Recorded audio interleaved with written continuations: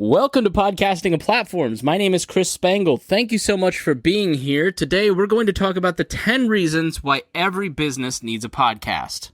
Number 1, you're going to land meetings with potential clients that you might not otherwise have an opportunity to meet. I think this is the number one reason a business should do a podcast. They may think revenue, they may think downloads, they may think content marketing. All of those are possible and important, but the number one way that a business can leverage a podcast is through networking. Let me start with a real-world example of a client of mine. Leaders and Legends is a podcast hosted by Robert Vane. He does public relations for a living. And a podcast was floated as a way to promote his PR business. And it just didn't make sense to do like Facebook ads or other traditional forms of marketing. So a podcast kind of made sense, but nobody really wanted to listen to a PR podcast. And he's like, I'm not an expert in that. So he started a history podcast based on local history and has expanded kind of into worldwide history as well. And what that has done is it has given him an opportunity over 300 episodes to sit across from some of the most powerful and influential people in the city of Indianapolis because they love to talk about themselves. They love to talk about their accomplishments. And that has led to PR work because he's able to network with other people in other industries that are influential and well-connected. And in most of these cases, if he had called up and said, hi, I'm in public relations, I know you don't have an ongoing crisis, but you might have one day, and so would you like to spend an hour talking with me to get to know me as a business development lunch? They would say, click, no thank you, I don't have time for that. But if he says, do you want to come on my podcast and talk about something you're passionate about and the projects that you love and build rapport with me, and then I can follow that up with a lunch because we had such a good time talking about maybe history books, then that turns into future business. So it's an incredibly powerful tool that most people don't think about when it comes to starting a podcast. And you have to think of it like joining BNI, like the Business Networking International or Rainmakers of the 21st century. I don't know if people are still doing Rainmakers, if that's still a thing. But, 20 years ago, people would go to local networking groups that you'd pay $100, $150 a month, or they join things like a country club to network. So if you're spending a little money on a podcast to do some networking, what's the real difference, right? Number 2, build a relationship with potential customers and existing clients in a more intimate medium. It's more personal than videos or written blogs. So you have to think of podcasting, if you're a business, like content marketing. So if you hire a copywriter to write a blog post every couple days to keep people coming back to your website for lead generation, are people really reading those? Are they checking out your listicles? Are they watching that $10,000 video that you hired some marketing agency to make that's on your YouTube just kind of sitting there and has 150 views? I don't know. I mean, podcasting is a much more intimate medium because you can take it with you. People have to sit and read something. People have to sit and watch a video, but they can sort of passively listen to a conversation that you're having with other people in your office or other people that you're interviewing as a business development thing.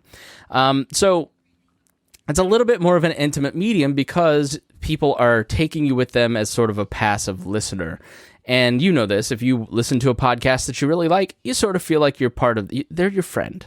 They don't know you, but you love listening to them. You would love to get lunch with them. They're interesting people, and you can be that for somebody else, specifically your clients.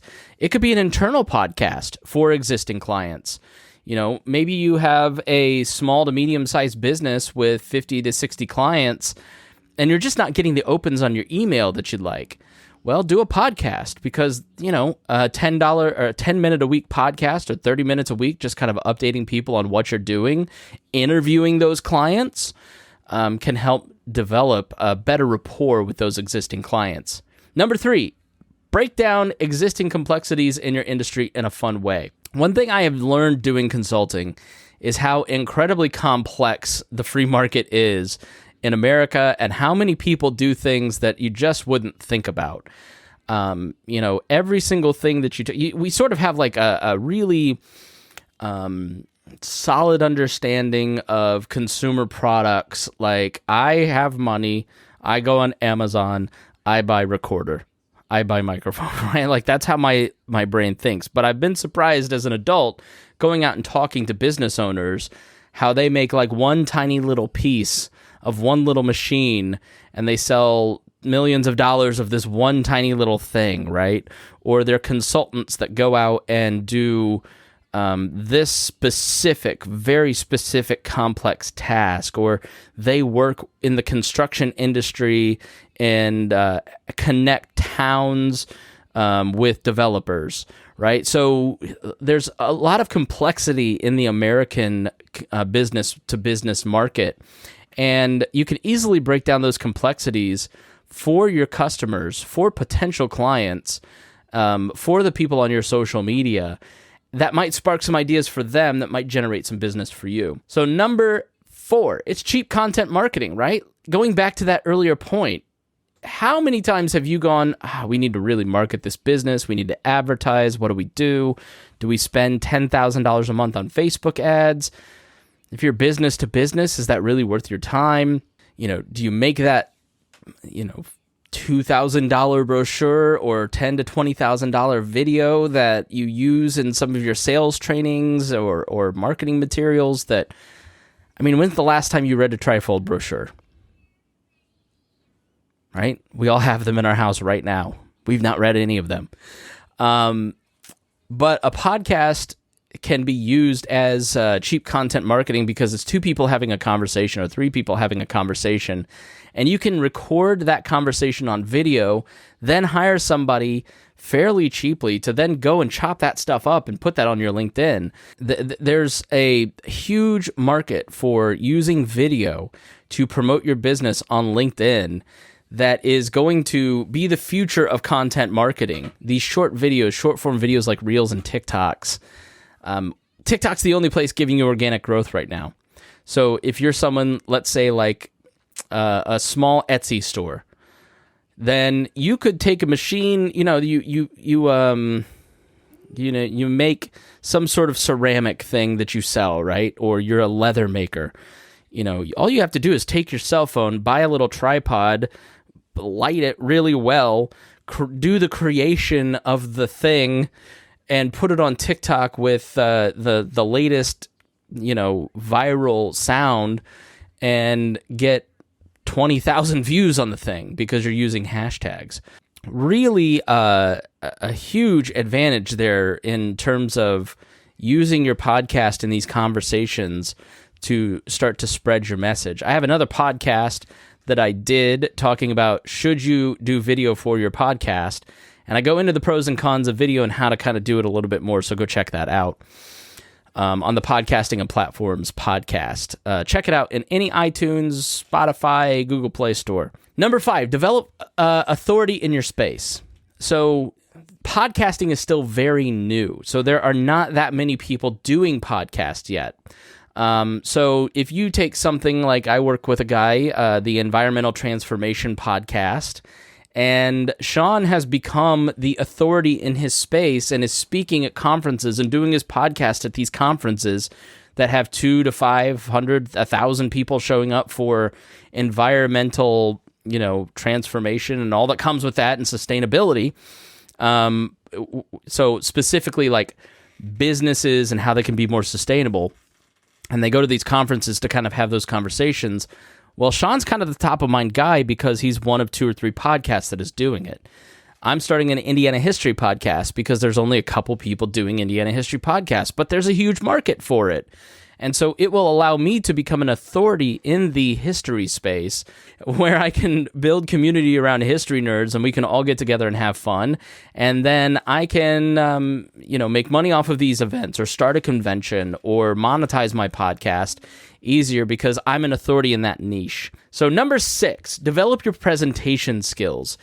In the 21st century, in the internet age, you have to be someone that can present your ideas well and have better grammar than I just had in that last sentence. But I'm doing all of this top of mind. I am having this conversation with you without any notes. I have my 10 bullet points here that I'm reading off of, but I'm able to communicate my ideas to you without a lot of ums, without a lot of stutters. I do have a lot of little ticks like, so let me transition to the next thing. It annoys me. I can't get rid of everything, right? I still say fur instead of for. I'm a Hoosier. That's how it is. But I have learned to develop my presentation skills. Not only do I know, so I just did an episode on Christopher Columbus, and I spent tens of hours of researching this. I knew how to put together the outline to present that information in a way that I wanted. I had my little skeleton outline, and then I didn't read a script when I was doing it, but it sounds almost like I'm reading a script. I'm very proud of myself for it, by the way, so I'm bragging about it a little bit. But that is just the result of doing hundreds of hours of research, writing, presenting, and doing these podcasts. And so you become somebody that can communicate your ideas more effectively, which will allow you to excel in your vertical and within your company, and maybe land a better job if you don't like your current company because you've developed skills. Even if nobody's listening, you're putting in the time and work to present yourself and do a little personal growth. I think it's one of the undersung values of doing a podcast for your business. Number 7, build a community. If you've got 150 people listening, it's the right 150 people listening. And you can then go, I have never worked with a client that has not paid their entire fee through advertising in their vertical. So everybody that I've worked with has been able to go out and get sponsors and cover my costs. Maybe not all of them, but most of them get most of them covered, right? Because those 150 people or 200 people that are listening to your podcast every episode are the right people. Instead of trying to spray and pray using traditional advertising, you're talking directly to the people that might buy from you, that might be potential employees or employers. You're connecting with people on a very real level using the content marketing of podcasting and maybe using video at the same time. And then you take that a step further. You start holding events and getting people together. Going back to that history idea, right? I'm going to start a media channel, and then I'm going to connect people in person, and then that leads to more people. I'm doing an event for podcasting and platforms where I'm inviting all of the Indianapolis podcasters.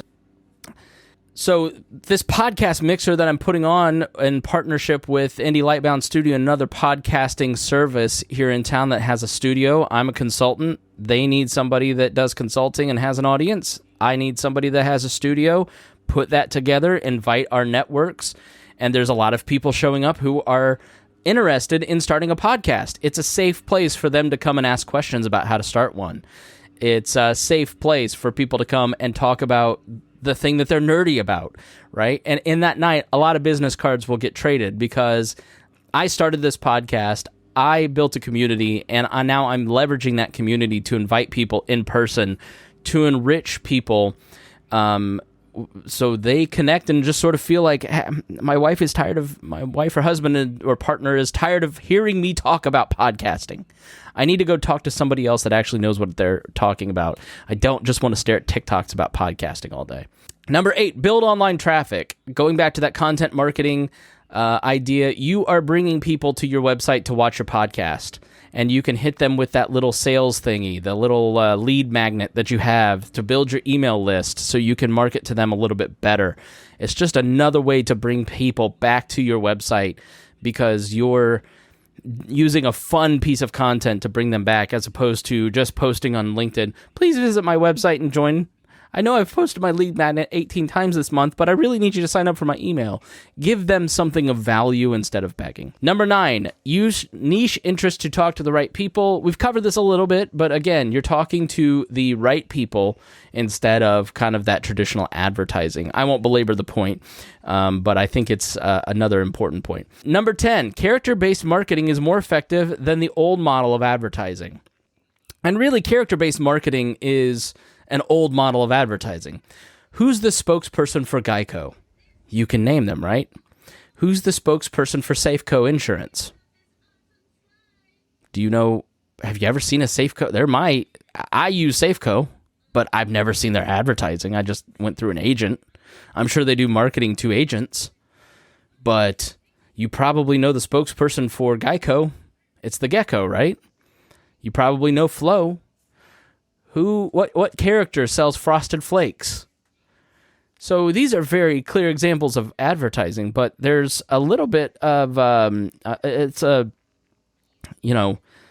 think the future of advertising and marketing is a little more character-based and building communities around characters, around ideas, around niches, instead of kind of just, again, spraying and praying $10,000 on Facebook ads and hoping we hit the right person. You already have that because you're kind of targeting lookalike audiences if you're doing Facebook marketing.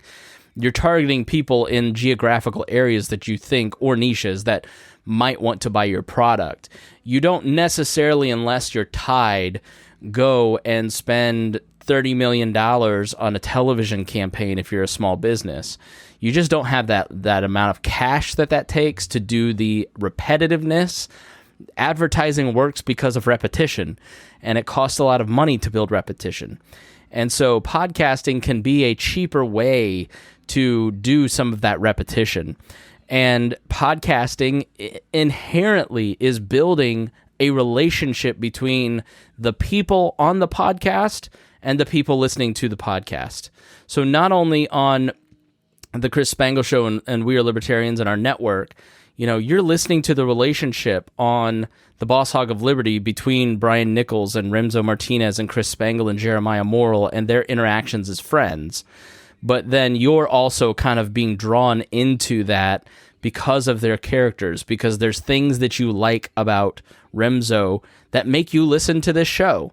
There's things that Remzo does that kind of make you mad, and so you don't listen to that show. There's things you like about Chris Spangle that you like or don't like. And it's sort of like having a relationship with that character, but those articulated traits that you can have on a podcast, those inside jokes that you can use. As a broadcaster, I use those little hooks all the time because when you go to Aldi, I want you thinking about me, right? So everybody loves Aldi. So I go online and I talk trash about Aldi. It's a very safe, silly thing. I talk trash about Canadian geese. And everybody hates Canadian geese. And somebody needs to speak up for those people and be their voice. I have nominated myself to be the number one hater of Canadian geese on my Facebook circles. And the number one hater of Aldi's, which is a little bit of counter-programming because it stands out. It's a little bit novel. And so now when people see an Aldi meme, they post it to my Facebook wall. Those are traits of a character that kind of remind people of you. And then they go and say, oh, let me go check out. I wonder what that guy's up to. I haven't seen any of his posts because Facebook has pushed him down the algorithm. So I use my podcast to create some of those little hooks, but there are also sort of bigger parts of my personality that people connect with. My sarcasm, or the fact that I will take a subject and read deeply and widely across it to try to find the truth about a current event on the Chris Spangle Show. People enjoy that, right? So all in all, your listeners start to build that relationship with you. So it's a really important way. It's a lot more personal than just sort of like a billboard ad on a Facebook site or LinkedIn advertising, which is not that effective and very, very expensive. And people just sort of see the slickly built image that your advertising agency made in Canva, and then you just keep scrolling and move on. So thank you for joining me here on Podcasting and Platforms. My name is Chris Spangle, and I really do appreciate it. If you are interested in starting a podcast for your small business, then reach out to me at chris@podcastingandplatforms.com.